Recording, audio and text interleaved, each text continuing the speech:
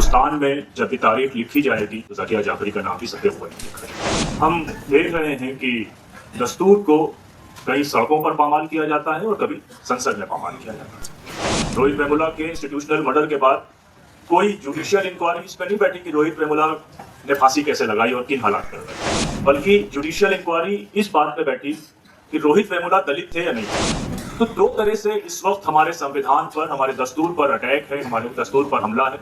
एक वो जो कभी सड़कों पर अखलाक के नाम पर, कभी जुनैद के नाम पर, कभी पहलू खान के नाम पर, कभी अफराजुल के नाम पर होता है, और दूसरा हमला जो है वो खुद संसद में। ये समझिए कि जो नफरती हमले जिनकी बारे में बातें होती हैं वो 10 से 15% वो हैं जो मालूम चलते हैं। 85% हमले मालूम ही नहीं। लोगों की लिंचिंग होती है, लोगों की दाढ़ियां और टोपियां खींची जाती हैं और उनकी जो शनाख्त है उसके ऊपर हमला होता है।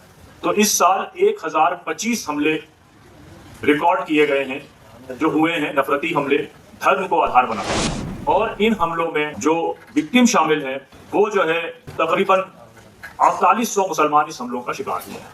तो जब ये 4800 बार किसी मुसलमान पर नफरती हमला या 1100 क्रिश्चियन जो शामिल हैं, 1100 क्रिश्चियंस पे जब हमला होता है तो वो हमला किसी इंसान पर नहीं होता बल्कि हिंदुस्तान की डेमोक्रेटिक सिस्टम पर, लोकतांत्रिक व्यवस्था पर और संविधान पर। कोटा एक जगह है, वहां पर 2 लोग कैटल ट्रांसपोर्टेशन का काम करते थे, जानवरों को ले जाने का काम करते थे। तो उनको एक भीड़ ने घेर लिया। जब पुलिस पहुंची है तो पोस्टमार्टम रिपोर्ट के मुताबिक एक आदमी की 13 जगह से, एक आदमी की 16 जगह से हड्डियां टूट गई थी और वो उनका इंतकाल हो चुका। मॉब लिंचिंग की शुरुआत 26 मई 2014 में जब नरेंद्र मोदी ने इस मुल्क में शपथ ली थी तो 29 मई को पूना की एक मस्जिद में मोहसिन शेख की सबसे पहले मॉब लिंचिंग हुई थी। सोशल मीडिया में लिखा गया पहला विकेट ले लिया है। जस्टिस साधना जाधव ने कहा कि उसकी जो शनाख्त थी, जो जाहिरी शनाख्त थी, दाढ़ी, टोपी, कुर्ता और पैजामा, उसने प्रोवोक कर दिया, उसने उत्तेजित कर दिया, उसने उकसा दिया। तो धनंजय देसाई ने उसको मार दिया और धनंजय देसाई को घेर दिया। राजस्थान में भी कन्वर्जन बिल पास किया गया है कि अगर कोई 2 कन्वर्टेड या किसी एक कन्वर्टेड ने किसी नॉन कन्वर्टेड से शादी कर ली तो जिस शादी हाल में शादी हुई है वो गिरा दिया जाए। लेकिन वो बिल पास करने के बाद जिसकी 7 साल पहले शादी हुई थी उसको भी जेल डाल दिया गया। जिस काजी ने 5 साल पहले निकाह पढ़ाया गया था वो भी जेल डाल दिया। अब गाय की बिरयानी का सुनना था कि वहां ऑलरेडी काउ प्रोटेक्शन लॉ है जिसके तहत जैनुल आब्दीन साहब जिनकी बेटी की शादी थी वो अरेस्ट कर लिए गए। 2.5 साल के बाद ये कोर्ट से साबित हुआ कि वो बिरयानी गाय की नहीं है। SIR पे चर्चा हो रही है। डिलिमिटेशन एरिया डिफाइन करता है, जिसको हम कहते हैं ना हमारी पिच पे खेल के देखो। तो डिलिमिटेशन पिच सेट करता है, एरिया वो अपने हिसाब से सेट करना चाहते हैं। पहले क्या होता था, वोटर कौन चुनता था, किसको चुनता था? वोटर जो है पहले सरकार को चुनता था। SIR को सिर्फ आप इतने में समझें कि SIR एक उस प्रोग्राम का नाम है जिसमें सरकार अपने वोटर चुनती। हिजाब का मसला कर्नाटका में सबसे बड़ा मसला था।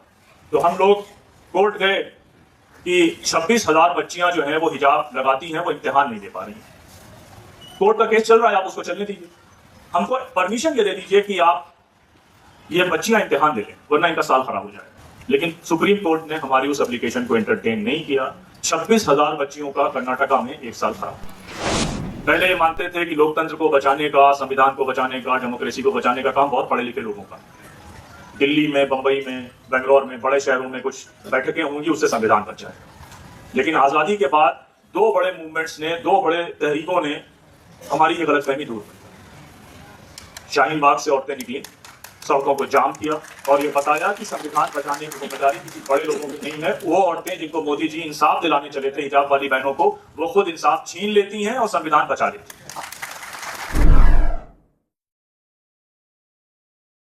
वासिफ नदीम खान साहब, मैं इसीलिए यहाँ पे आके खड़ा हो गया था कि जो मेरा दिया हुआ टाइम है वो आप ले लें। बिस्मिल्लाहिर्रहमानिर्रहीम। मोहतरम अमीर जमात इस्लामी हिंद और प्रशांत भूषण साहब, अनुपम भाई और MPJ के साथियों, अस्सलाम वालेकुम व रहमतुल्लाहि व बरकातुहू। आज जब मैं इस हॉल में एंटर कर रहा था तो मेरे पास नशरीन आफा का मैसेज आया कि आज अम्मी को गए हुए 1 साल हो गया है। ज़किया जाफरी को गए हुए आज 1 साल हो गया। हिंदुस्तान में जब भी तारीख लिखी जाएगी, अपने संवैधानिक अधिकारों की संवैधानिक तरीके से जद्दोजहद करने वालों की, तो ज़किया जाफरी का नाम भी सफे हुए लिखा जाएगा। अब हम जब बात करते हैं संविधान की, जाहिर सी बात है कि जब यह मुल्क आज़ाद हुआ था तो उस मुल्क की आज़ादी में तमाम तरह के लोगों की जद्दोजहद थी। कहीं क्लासलेस सोसाइटी का जज्बा सामने था, कहीं पर यह भी एक बात थी कि मुसलमान तो इस मुल्क में अपना हिस्सा लेकर जा चुके हैं, तो अब एक ही तरह का कानून एक ही जैसे मानने वालों के लिए बनना चाहिए। इससे तो इनकार नहीं। जब आप कॉन्स्टिट्यूएंट असेंबली की बहसें पढ़ेंगे तो आपको अंदाज़ा होगा कि ये दस्तूर हमारा कितना अजीम है, और इस दस्तूर की एक शाख के लिए घंटों बहसें हुई हैं, जो इस वक्त 10-10, 15-15 और 20-20 मिनट जब पार्लियामेंट को खाली करके उसी दस्तूर को बदल दिया जा रहा है। तो अब जाहिर सी बात है कि दो तरह से अटैक हैं इस दस्तूर पर। जब हम संविधान बचाओ की बात करते हैं या संविधान की बात करते हैं या दस्तूर बचाने की बात करते हैं, तो सिर्फ एक नारा नहीं होता, बल्कि पूरे एक सिस्टम को बचाने की कवायद होती है। हम देख रहे हैं कि दस्तूर को कई सड़कों पर पामाल किया जाता है और कभी संसद में पामाल किया जाता है। यानी अभी किसी ने जिक्र किया तो एक इंस्टीट्यूशनल तरीके से और कहीं सड़कों पर। कल रोहित वेमुला का जन्मदिन था, 10 साल हो गए उनको। रोहित वेमुला के इंस्टीट्यूशनल मर्डर के बाद कोई जुडिशियल इंक्वायरी इस पर नहीं बैठी कि रोहित वेमुला ने फांसी कैसे लगाई और किन हालात में लगाई, बल्कि जुडिशियल इंक्वायरी इस बात पे बैठी कि रोहित वेमुला दलित थे या नहीं थे। पहली इंक्वायरी में इंक्वायरी ऑफिसर जो एसडीएम था उसने बताया कि दलित थे, तो दूसरी इंक्वायरी बैठाई गई, उसने भी बताया कि दलित थे, तो तीसरी इंक्वायरी जो आईएएस ऑफिसर हेड कर रहा था उसने कहा वो दलित नहीं थे। तो ये कहा गया साहब इन्होंने तो एडमिशन ही गलत दिया था, अब इन्होंने फांसी लगा ली तो कोई बात नहीं, बहस खत्म। तो दो तरह से इस वक्त हमारे संविधान पर, हमारे दस्तूर पर अटैक है, हमारे दस्तूर पर हमला है। एक वो जो कभी सड़कों पर अखलाक के नाम पर, कभी जुनैद के नाम पर, कभी पहलू खान के नाम पर, कभी अफराजुल के नाम पर होता है, और दूसरा सड़क हमला जो है वो खुद संसद में होता है। और वो कैसे होता है? इस वक्त हम लोग सालाना जो नफरती हमले होते हैं, उन नफरती हमलों को के डेटा को इकट्ठा करते हैं और फिर उसकी रिपोर्ट रिलीज करते हैं। इस साल का जो आंकड़ा है वो ये बताता है कि, और वो ये समझिए कि जो नफरती हमले जिनकी बारे में बातें होती हैं वो 10 से 15% वो हैं जो मालूम चलते हैं, 85% हमले मालूम ही नहीं चलते। लोगों की लिंचिंग होती है, लोगों की दाढ़ियां और टोपियां खींची जाती हैं, और उनकी जो शनाख्त है उसके ऊपर हमला होता है। तो इस साल 1025 हमले रिकॉर्ड किए गए हैं, जो हुए हैं नफरती हमले धर्म को आधार बनाकर, जात को आधार बनाकर, कास्ट एट्रोसिटीज इससे ज्यादा। और इन हमलों में जो विक्टिम शामिल है वो जो है तकरीबन 4800 मुसलमान इस हमलों का शिकार हुए। तो जब ये 4800 बार किसी मुसलमान पर नफरती हमला, या 1100 क्रिश्चियंस जो शामिल हैं, 1100 क्रिश्चियंस पे जब हमला होता है, तो वो हमला किसी इंसान पर नहीं होता, बल्कि हिंदुस्तान की डेमोक्रेटिक सिस्टम पर, लोकतांत्रिक व्यवस्था पर और संविधान पर होता है। और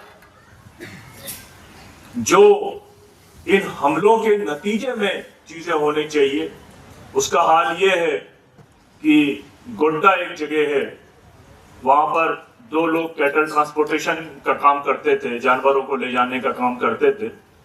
तो उनको निशिकांत दुबे उसी इलाके के सांसद हैं, उनको प्रोटेक्शन भी उन्होंने दिया। तो उनको भीड़ ने घेर लिया।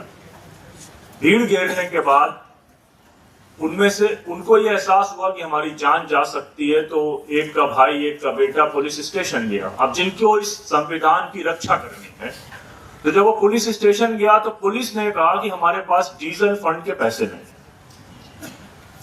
वो किसी रिश्तेदार के पास गए, 2000 रुपए लिए, पुलिस को रिश्वत दी। जब पुलिस पहुंची है तो पोस्टमार्टम रिपोर्ट के मुताबिक एक आदमी की 13 जगह से, एक आदमी की 16 जगह से हड्डियां टूट गई थी और वो उनका इंतकाल हो चुका था। तो संविधान बचाने की जिम्मेदारी, ये तजिया इसलिए करना पड़ रहा है क्योंकि जब आप बचाने के रास्ते पे निकलेंगे तो आपको ये मालूम हो कि ये डैमेज कितनी हो चुकी है। मॉब लिंचिंग की शुरुआत 26 मई 2014 में जब नरेंद्र मोदी ने इस मुल्क में शपथ ली थी, तो 29 मई को पूना की एक मस्जिद में मोहसिन शेख की सबसे पहले मॉब लिंचिंग हुई थी। मॉब लिंचिंग में मारने वाले का नाम धनंजय देसाई था, जो हिंदू सेना के ग्रुप को लीड कर रहा था। अब धनंजय देसाई ने मारा, सोशल मीडिया में लिखा गया, पहला विकेट ले लिया है। उसके बाद जब धनंजय देसाई की बेल का मामला, जमानत का मामला कोर्ट में पहुंचा, तो जस्टिस साधना जाधव बंबई हाई कोर्ट की जब उनको बेल देती हैं, तो बेल देने का रीजन गिनाती हैं कि जो visible identity of the victim, यानी कि दाढ़ी, टोपी और कुर्ता पैजामा, क्योंकि उस वक्त वो मस्जिद से निकला था, मगरिब का वक्त था, कुर्ता पैजामा पहने था। The visible identity of the victim provoked the accused. Dhananjay, ये मैं नहीं कह रहा हूं, आप गूगल करेंगे, टाइम्स ऑफ इंडिया की या दूसरे अखबारों की रिपोर्ट मौजूद है। जस्टिस साधना जाधव ने कहा कि उसकी जो शनाख्त थी, जो जाहिरी शनाख्त थी, दाढ़ी, टोपी, कुर्ता और पैजामा, उसने प्रोवोक कर दिया, उसने उत्तेजित कर दिया, उसने उकसा दिया, तो धनंजय देसाई ने उसको मार दिया और धनंजय देसाई को बेल। ये सिस्टम है जिसको आपको रिपेयर करना है। जब आपको जख्म का अंदाजा नहीं होगा तो सिर्फ स्लोगन लगाने से काम नहीं चल जाएगा कि जलगांव में स्लोगन लगाने गए या औरंगाबाद में स्लोगन लगाए जाएंगे और काम चल जाएगा, बल्कि नीचे उतर कर काम करना। दूसरा जो अटैक है, तकरीबन 72 के आसपास बिल्स असेंबलीज में और पार्लियामेंट में आ चुके हैं, जिसमें वक्त को आपने डिस्कस किया, यूसीसी को आपने डिस्कस किया, स्टेट के एंटी कन्वर्जन लॉस को डिस्कस किया। ये 72 वो ऑर्डिनेंस या बिल हैं जो सीधे आपकी रिलीजियस फ्रीडम को अटैक करते हैं, और सिर्फ रिलीजियस फ्रीडम को अटैक नहीं करते हैं, ये प्रमोट करते हैं जाफरानी ताकतों के, राइट विंग के कल्चरल नेशनलिज्म को। वो कभी लव जिहाद के नाम पे बिल पास करते हैं। राजस्थान में भी कन्वर्जन बिल पास किया गया है कि अगर कोई 2 कन्वर्टेड या किसी एक कन्वर्टेड ने किसी नॉन कन्वर्टेड से शादी कर ली, तो जिस शादी हाल में शादी हुई है वो गिरा दिया जाएगा। आसाम में एक बिल पास किया असेंबली में कि साहब बच्चियों की शादी की उम्र उन्होंने इंक्रीज करी। आसाम में चाइल्ड मैरिज का इश्यू है, इससे इनकार नहीं है, और उस पर तमाम तंजीमें, तमाम कम्युनिटी ऑर्गेनाइजेशंस उस पर काम कर रही हैं। लेकिन वो बिल पास करने के बाद जिसकी 7 साल पहले शादी हुई थी उसको भी जेल डाल दिया गया। 3000 लोग सिर्फ धुबरी से अरेस्ट करे गए।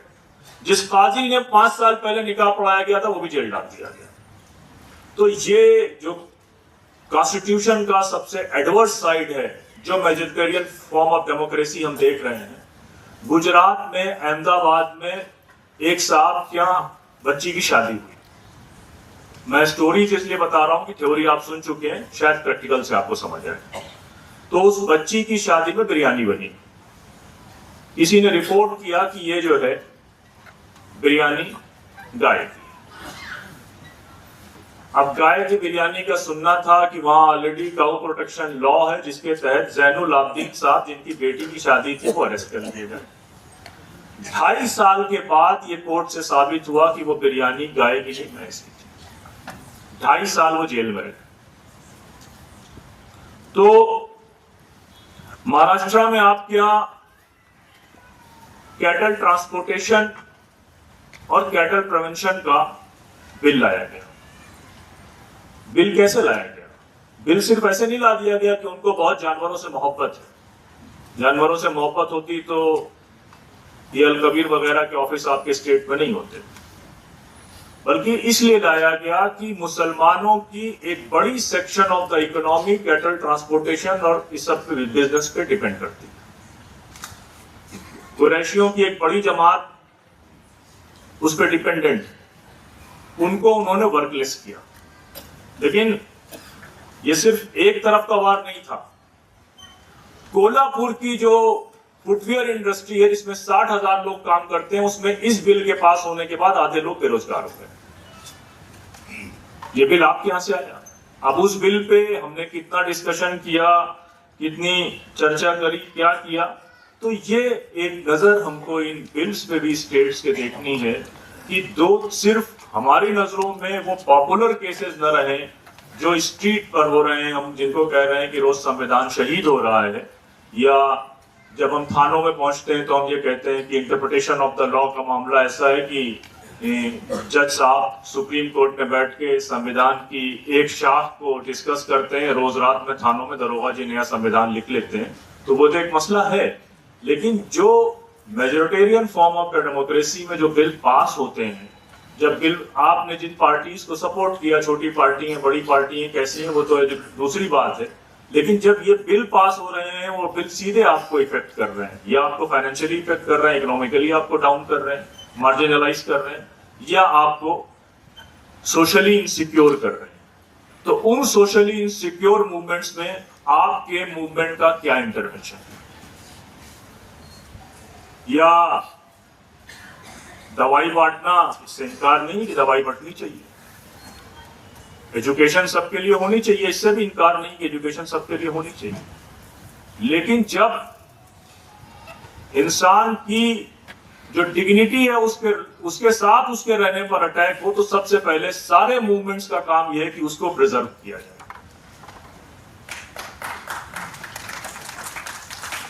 और जो हालात हैं वो कोई बहुत रोजी पिक्चर खींचने की बात नहीं, लेकिन अगर हम हकीकत उसको देखें तो आपके यहाँ इलेक्शन के नाम पर जो खेल हुआ है वो आप और हम सब देख रहे हैं।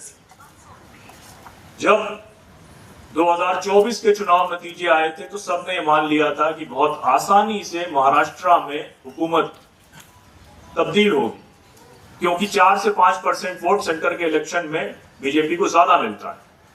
लेकिन जब नतीजे आए तो सब चौंक गए। मैं पॉलिटिकल पार्टी से इसलिए कंप्लेन नहीं कर रहा हूं क्योंकि पॉलिटिकल पार्टी से हम लोगों ने बहुत पहले ही उम्मीदें छोड़ दी थी, और जो 2024 के नतीजे थे वो किसी सियासी पार्टी की मेहनत का नतीजा नहीं था, बल्कि आप और हम जैसे लोगों का, जो सिविल सोसाइटी है, उसकी मेहनत का नतीजा था। अब 24 के इलेक्शन में हमने देखा कि जब 2019 में महाराष्ट्र में इलेक्शन हुआ तो 19 से 24 के बीच में जो वोट पड़े वो 36 लाख वोट पड़े 5 सालों में, लेकिन 4 साल 7 महीने में।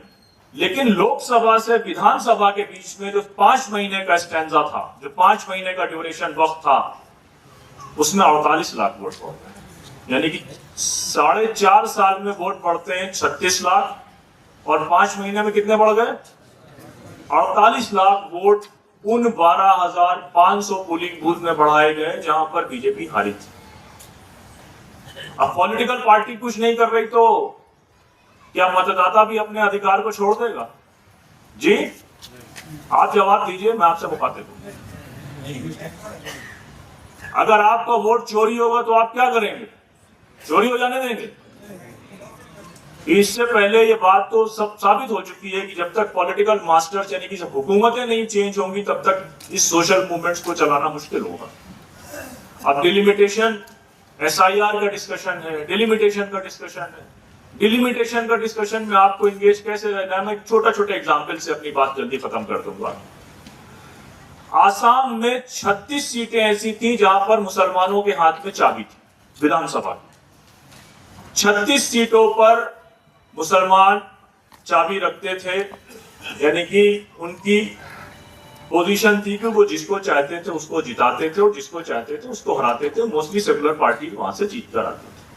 आसाम में NRC के साथ साथ NRC पूरे मुल्क में होना था, आसाम में NRC पहले हुआ, वैसे ही आसाम में डिलिमिटेशन पहले हो चुका था, 9 में नहीं हुआ था। 36 सीटें डिलिमिटेशन के पहले थी, अभी 19 हो गई हैं जी। तो डिलिमिटेशन का एक दूसरा प्रोजेक्ट यह है कि मुसलमानों के मार्जिनलाइज तबके का, वो दलितों का भी मैं एक लंबा प्रोसेस है वो भी डिटेल में कभी डिस्कस करेंगे, मार्जिनलाइज कम्युनिटी का पॉलिटिकल रिप्रेजेंटेशन कैसे खत्म करना है। 36 सीटों से वो 19 सीट लेकर आ गए। आपके सामने ये बहस होगी कि बदरुद्दीन, वो वहां पर मौलाना बदरुद्दीन अजमल साहब बहुत ज्यादा वोटों से हार गए। सबसे ज्यादा वोट से कौन आ रहा है इस इलेक्शन में? 10 लाख से ज्यादा वोट से हारे। आसाम में 2 पॉलिटिकल सीटें ऐसी थी, एक का नाम था बरपेटा और एक का नाम धुबरी। दोनों जुड़ी हुई सीट थी, दोनों जुड़े हुए डिस्ट्रिक्ट्स के में सीट्स थी। बरपेटा में 55% मुसलमान था, धुबरी में 60% मुसलमान। 3 असेंबली कॉन्स्टिट्यूएंसीज बरपेटा की निकाली और उनको धुबरी में जोड़ दिया, और कोकराझार जो आदिवासी इलाका था उससे 3 कॉन्स्टिट्यूएंसी निकाल के बरपेटा में जोड़ दिया। पहले बरपेटा से भी मुसलमान जीत के आता था, अब्दुल खालिक, और धुबरी से अजमल साहब जीत के आए थे। इस इलेक्शन में क्या किया कि जो बरपेटा की सीट थी वहां मुसलमान 55% थे, वहां पहुंच गए 30% से कम। यहां पर कितने हो गए? 85। पहले कितने? दोनों जीत के आते थे। अब क्या किया उन्होंने? सबसे बड़ी कॉन्स्टिट्यूएंसी 28 लाख की धुबरी को बना दिया। 2 जीतते थे उनको 1 कर दिया। नुमाइंदगी खत्म हुई कि नहीं हुई? तो डिलिमिटेशन के जरिए एक लंबी बहस है, उसमें कभी फिर बात करेंगे डिलिमिटेशन पे। 3 प्रोजेक्ट पॉलिटिकल सेटअप पे चल रहे हैं जिसको हमको समझने की जरूरत है। SIR पे चर्चा हो रही है। डिलिमिटेशन एरिया डिफाइन करता है, जिसको हम कहते हैं ना हमारी पिच पे खेल के देखो। तो डिलिमिटेशन पिच सेट करता है, एरिया वो अपने हिसाब से सेट करना चाहते हैं। डिलिमिटेशन पे केरल की सीटें कम करना चाहते हैं, तमिलनाडु की कम करना चाहते हैं, यूपी और बिहार जहां से वो जीत रहे हैं उसकी बढ़ाना चाहते हैं। लेकिन साथ के साथ माइनॉरिटी एरिया को ऐसा कट करना चाहते हैं कि अभी अगर 69 सीटें माइनॉरिटी कंसंट्रेटेड हैं तो उसको किसी तरह से 30 के अंदर लेके आ जाए। फिर दूसरा मामला है SIR। पिच सेट हो गई, एरिया सेट हो गया। अब पीपल, पहले क्या होता था? वोटर कौन चुनता था? किसको चुनता था? वोटर जो है पहले सरकार को चुनता था।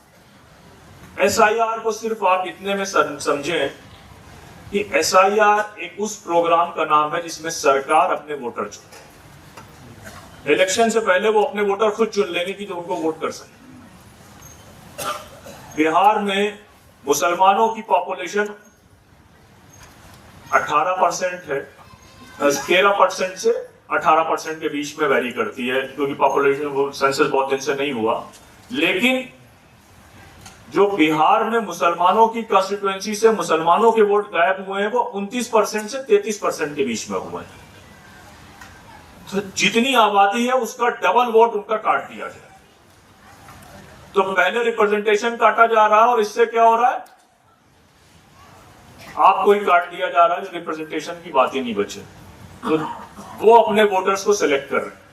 फिर तीसरा है वन नेशन वन इलेक्शन, ताकि 5-5 साल के बाद, हर 3 महीने बाद, अभी बिहार में उन्होंने झूठ बोला, पुलवामा जैसा मामला करना पड़ा, फिर उसके बाद दूसरा, अब बिहार के बाद बंगाल में झूठ बोलना पड़ेगा। तो एक बार सिस्टमेटिकली अडानी से पैसा लेकर पूरा इलेक्शन निपटा लें और फिर 5 साल तक एरिया डिफाइन करेंगे, पीपल डिफाइन करेंगे, टाइम डिफाइन करेंगे। तो ये 3 बड़े चैलेंजेस जो हैं वो हमारे सामने हैं कि अगर हम इस पूरे प्रोसेस में हमारा रोल क्या हो सकता है। क्या हम ग्राउंड पे उतरकर आने वाले दिनों में जब SIR का अनाउंसमेंट होगा तब हम उसके वोट्स को कैलकुलेट करेंगे, वोट को रोकने की कोशिश करेंगे। अगर वोट उड़ाए जाएंगे तो क्या हम MPJ के लेवल पर उसको बचाने की कोशिश करेंगे। जो बिल्स पास हो रहे हैं असेंबलीज में, पार्लियामेंट में, उसको एक्सेप्ट कर लेंगे या हम उसका विरोध करेंगे। क्योंकि बात बहुत क्लियर है कि पब्लिक मूवमेंट जब तक आप नहीं बनाएंगे, जब तक अपनी तहरीक को अवामी तहरीक नहीं बनाएंगे और अवाम के बीच में अपने डिमांड्स को लेकर नहीं जाएंगे, तब तक न कोर्ट आपकी बात सुनेगा न सरकार आपकी बात सुनेगी। और ये प्रैक्टिकल हम सब ने करके देखा।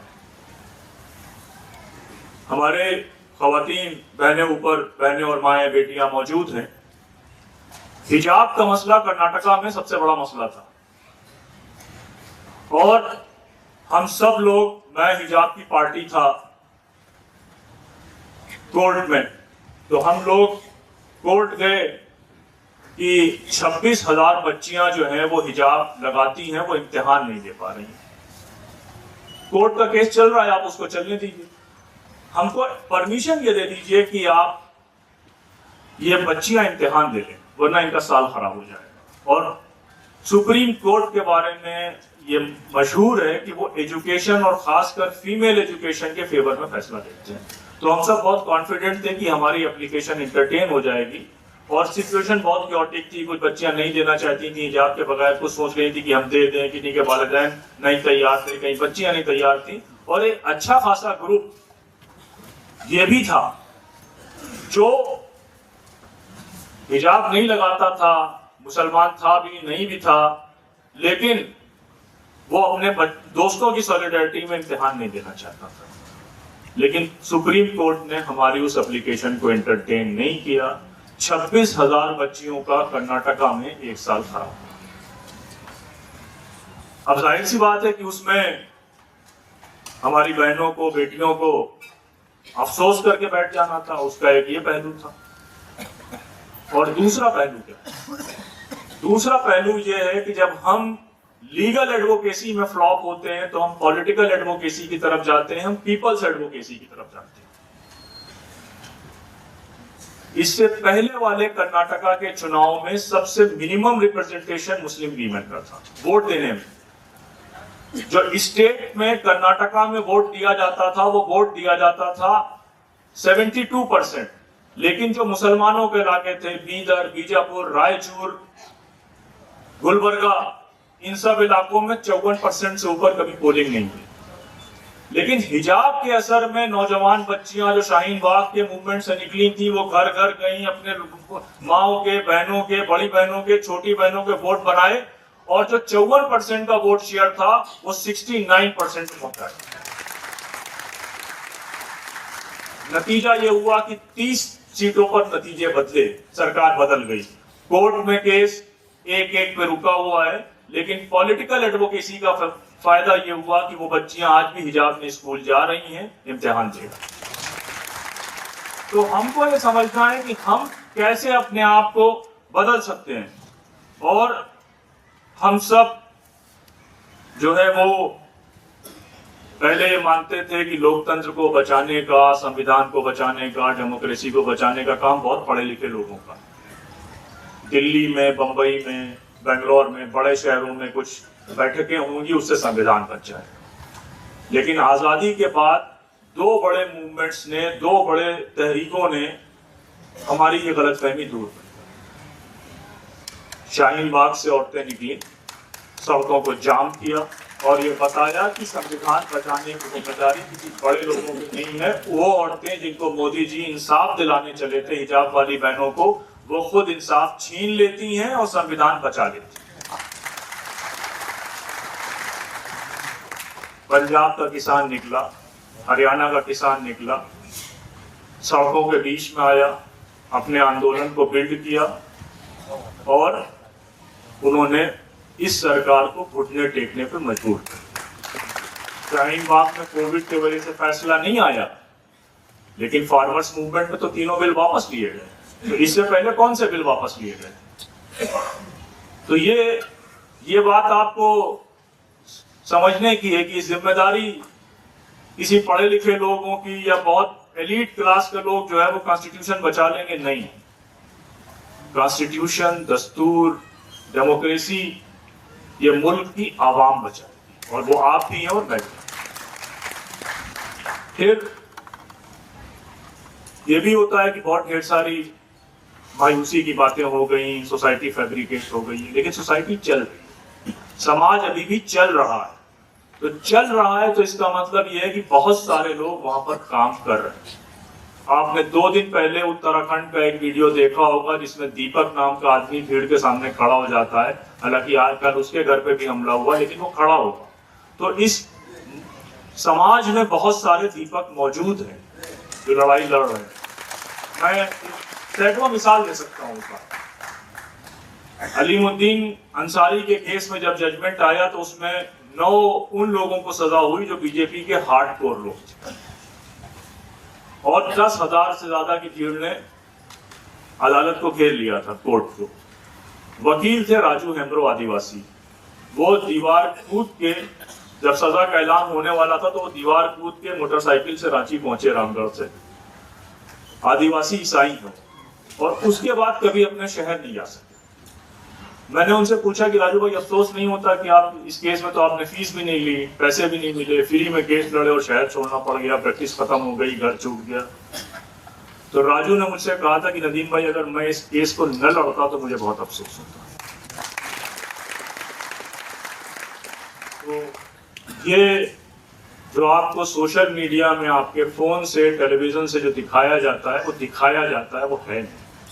कल हम और प्रशांत भूषण साहब हैदराबाद में थे एक प्रोग्राम के लिए, हमारे साथ जस्टिस चिप्से मौजूद थे। जस्टिस चिप्से यहाँ से महाराष्ट्र APCR के हमारे सदर। जस्टिस चिप्से को सुप्रीम कोर्ट में सिर्फ ये नहीं प्रमोशन हुआ, उनके से सारे छोटे लेवल के जजेस का प्रमोशन हो गया कि गुजरात का जब बेस्ट बेकरी का केस आया था तो सारे दबाव के बावजूद उन्होंने गुजरात बेस्ट बेकरी और सोहराबुद्दीन केस में फैसला इस सरकार के खिलाफ दिया। और आज भी आपके यहाँ कोला में जो मामले हुए, दूसरे मामले जर्मन बेकरी के चल रहे हैं, वो हमारे जाके लड़ते हैं। तो ये समझने की जरूरत है। या मैं इस वक्त तकरीबन 2,500 मुकदमे पूरे मुल्क में हम लोग लड़ रहे हैं। 99% वकील इसमें पैसा नहीं लेते और 99% वकील मुसलमान हैं। तो ये 2-3 रूप आपको समझने की जरूरत है इसकी पॉजिटिव वाइब्स को, कि डेमोक्रेसी बचाने की लड़ाई जब 1947 में संविधान बनाने से शुरू हुई थी, वो नवाबों, राजाओं और वहां पर एक स्ट्रगल था, लोग प्रजा से सिटीजन बन रहे थे, वोटिंग राइट में ट्रांसफर्स हो रहे थे। वो एलीट क्लास से लेकर अब हिंदुस्तान की डेमोक्रेसी सड़कों, गांवों, खेतों और खलियानों और मकानों तक पहुंच गई है और उसकी तहफ्फुज़ के लिए लोग नीचे से निकल रहे हैं। ये इसका सबसे शानदार पहलू। दूसरा शानदार पहलू ये है कि तमाम IT सेल, YT सेल के बावजूद हमारी सोसाइटी अभी भी जिंदा है, क्योंकि इसमें बहुत सारे जिंदा दिल लोग आज भी मौजूद हैं। तीसरी बात मैं बात करके खत्म कर दूंगा। तीसरी बात कि मेरे बहुत ढेर सारे दोस्त जेल में हैं, जो मैं जिनके साथ काम करता था, कोई 5 साल से, कोई 6 साल से, कोई 6.5 साल से। लेकिन उन दोस्तों के जबान पर न उनके एहसासात में मायूसी नहीं, क्योंकि जितने भी दोस्त जेल में हैं कोई मायूस नहीं।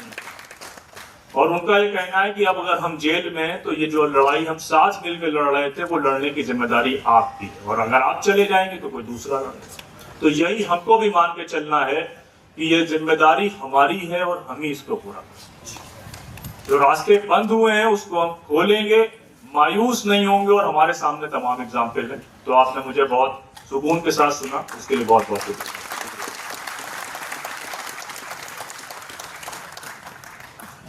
धन्यवाद।